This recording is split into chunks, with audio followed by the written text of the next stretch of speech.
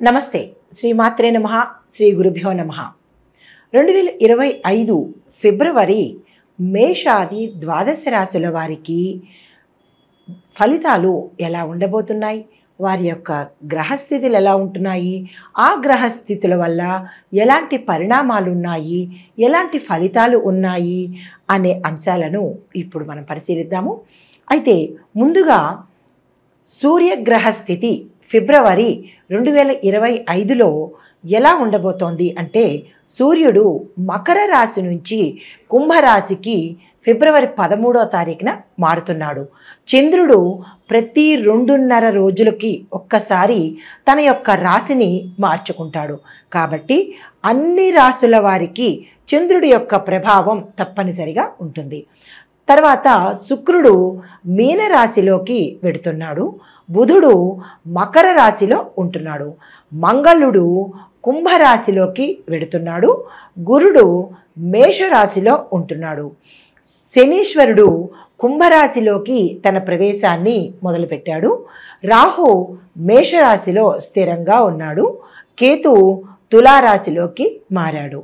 ఇవి మనకి ఈ గ్రహాల యొక్క ఈ రాశుల ప్రభావము ఎలా ఉండబోతోంది, ఈ గ్రహాలు ఏ ఏ రాశుల్లో ఉంటున్నాయి, తద్వారా మేషాది ద్వాదశ రాశుల వారికి ఒక్కొక్కరికి ఫలితాలు ఎలా ఉండబోతున్నాయి అనే అంశాన్ని ఇప్పుడు పరిశీలిద్దాము.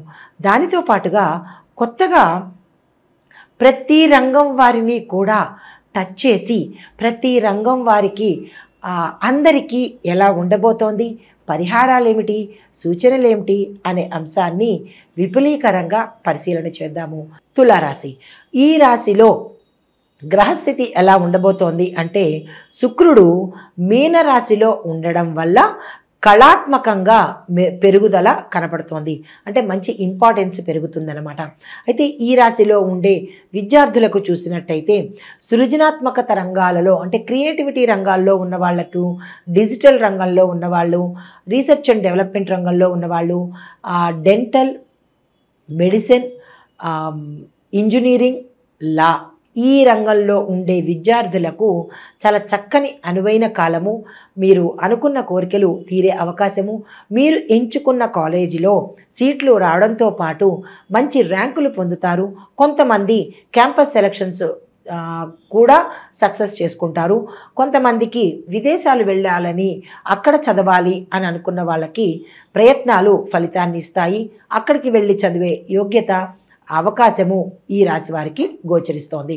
అయితే మీకు చిన్న ఆటంకం ఏంటంటే, గతంలో కొంతమంది 2 సార్లు అటెంప్ట్ చేసి ఉండుంటారు కొంతమంది విద్యార్థులు.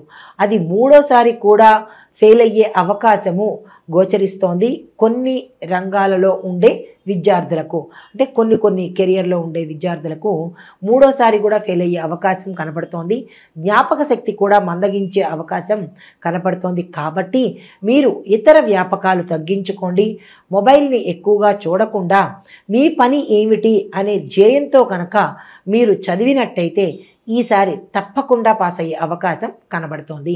ఉద్యోగస్తులకు చూసినట్టయితే మీ కృషికి తగిన ఫలితాన్ని పొందడంతో పాటు ప్రమోషన్స్ కూడా తీసుకుంటారు. ప్యాకేజ్ కూడా పెరిగే అవకాశం కనబడుతోంది. మీ పై అధికారులు మీ మాటకు విలువ ఇస్తారు. మీ సహోద్యోగుల్లో కూడా మీ మాటకు విలువ పెరిగే అవకాశం కనబడుతోంది. ఆకస్మిక ధనప్రాప్తి కనబడుతోంది. ఆదాయ మార్గాలు 4 వైపుల నుంచి మీకు అధిక ధనాన్ని ఇచ్చే అవకాశం ఉంది. గృహాన్ని కొనుక్కుంటారు. భూమిని, వాహనము ఈ 3 కొనుక్కునే అవకాశము ఈ రాశిలో ఉండేవారికి గోచరిస్తోంది. శుభవార్తలు వింటారు. కుటుంబ వాతావరణం అన్యోన్యంగా ఉంటుంది. టెంపరరీ ఉద్యోగం చేసేవాళ్ళు ఇటు ప్రభుత్వ రంగంలో కావచ్చు, ఇటు ప్రైవేట్ రంగంలో కావచ్చు, వారికి పర్మనెంట్ అయ్యి వేతనాలు పెరిగే అవకాశం కూడా, అలాంటి శుభవార్తలు కూడా వినే అవకాశము ఈ రాశిలో ఉండేవారికి గోచరిస్తోంది. అయితే వ్యాపార పరంగా చూసినట్టయితే కనుక లాభదాయకమైన ఒప్పందాలు జరుగుతాయి. మీ వ్యాపార విస్తరణ పెరుగుతుంది. వ్యాపార విస్తరణతో పాటుగా లాభాలు వచ్చే వ్యాపారాలు మాత్రమే మీరు తీసుకుంటారు. మార్కెట్లో మీ యొక్క వస్తువుకి గిరాకీ పెరిగి అధిక రేటు పలికి మీకు లాభాలు వచ్చే అవకాశం కనబడుతోంది. పెట్టుబడులు ఈ మాసంలో నిరభ్యంతరంగా పెట్టుకోండి. షేర్ మార్కెట్లో కానీ లేదా వ్యాపార విస్తరణ కోసం కానీ మీరు నిరభ్యంతరంగా పెట్టుకోవచ్చు. తరువాత వ్యాపారాన్ని పేరు మార్చాలనుకున్నా లేదా కొత్త వ్యాపారానికి ఏ వ్యాపారం తీసుకోవాలి అనే అంశాన్ని పరిశీలించాలన్నా కానీ ఈ మాసంలో మీరు ఆ ప్రయత్నాన్ని చేసుకోండి. తర్వాత ఐటీ రంగం చూసినట్టయితే కనుక మీ యొక్క ప్రాజెక్ట్స్ సక్సెస్ అవుతాయి. ఐటీ రంగంలో ఉన్న వాళ్ళందరికీ ఈ మాసం చాలా చక్కగా ఉంది. ఆ ఐటీ రంగంలో ఉద్యోగం చేయాలి అని అనుకున్న నిరుద్యోగులకు ప్రయత్నం చేసినట్టయితే కనుక మీరు అనుకున్న జాబ్ వచ్చే అవకాశం కనబడుతోంది. మీరు కొత్త కొత్త స్కిల్స్ని డెవలప్ చేసుకోవాలి. కొత్త కొత్త కోర్సుల్ని నేర్చుకున్నట్టయితే కనుక మంచి మంచి కంపెనీల యొక్క ఆఫర్లు మీరు అందుకునే అవకాశం కనబడుతోంది. రియల్ ఎస్టేట్ రంగం వారికి స్థిరచరాస్తులు కొనుక్కోవాలన్నా, మీ వెంచర్ని ఎక్స్పాన్షన్ చేసుకోవాలన్నా, కొత్తగా భూమి కొనుక్కుని వెంచర్లు ఎక్కువ వేయాలని అనుకున్నా, దాని ధర నిర్ణయం చూసుకోవాలనుకున్నా ఈ మాసం చాలా చక్కని మాసము. మీరు ఆ దిశగా ప్రయత్నం చేయవచ్చు. రియల్ ఎస్టేట్ రంగంలో ఉండే మార్కెటింగ్ పీపుల్కు ఈ మాసం చాలా చక్కని మాసము. మీరు టార్గెట్లు ఫిక్స్ చేసుకోండి. మీరు ఏది చేసినా కానీ సక్సెస్ అయ్యే అవకాశము ఈ రియల్ ఎస్టేట్లో మార్కెటింగ్ రంగం వారికి గోచరిస్తోంది. తదుపరి వ్యవసాయదారులకు మీ యొక్క పంట విపరీతంగా పండి దిగుబడి పెరిగి అధిక ఫలాన్ని పొందడంతో పాటు విపరీతమైన రేట్లు పెరిగి లాభాలు తెచ్చిపెట్టే అవకాశం ఉంది. భూమి విస్తరణ చేస్తారు. క్షేత్రవృద్ధి ఉంది. పశువృద్ధి కూడా ఉంది. వాతావరణం మీకు అనుకూలంగా ఉంటుంది. కౌలుదారులకు, వాణిజ్య పంటలకు, ఆక్వాకల్చర్ వాళ్ళకి, మిగతా అందరికీ కూడా ఈ వ్యవసాయంలో ఉండే ప్రతి ఒక్కరికి కూడా ఈ మాసం చాలా చక్కని అనువైన మాసము. కొత్త పెట్టుబడులు పెట్టుకోవాలనుకుంటే కనుక పెట్టుకోండి. తరువాత రుణాలు కనుక చెయ్యాలి అని అనుకున్న వాళ్ళు తప్పనిసరి అయితేనే తప్ప రుణాల జోలికి ఈ వ్యవసాయదారులు వెళ్ళకపోవడమే మంచిది. అయితే తదుపరి చేతి వృత్తుల వాళ్ళు, కాంట్రాక్టుదారులకు మరింత లాభాలు వస్తాయి. మీ వ్యాపార విస్తరణ పెరిగే అవకాశము, మీ చేతి వృత్తులకు సంబంధించినటువంటి వస్తువులకి గిరాకీ పెరిగే అవకాశము, తద్వారా లాభాలు వచ్చే అవకాశం కూడా ఈ రాశిలో ఉన్నవారికి కనపడుతోంది. అయితే స్త్రీలకు ఆరోగ్యం మెరుగుపడుతుంది. గతంలో అనారోగ్య సమస్యలు తీరిపోతాయి. ఏ రంగంలో ఉన్న స్త్రీలకైనా ఈ మాసం అనుకూలమైన మాసము. వివాహం కోసం ప్రయత్నం చేసే స్త్రీలకు, సంతానం కోసం ప్రయత్నం చేసే స్త్రీలకు కూడా ఈ మాసం చాలా చక్కని అనువైన మాసం కాబట్టి ఆ దిశగా మీరు ప్రయత్నాలు చేసుకోండి. ఎన్ఆర్ఐలకు మీ యొక్క ప్రాజెక్ట్స్లోనూ, మీరు ఉన్న స్థితిలోనూ, మీరు ఉన్న జాబ్లోనూ డెవలప్మెంట్ కనబడుతోంది.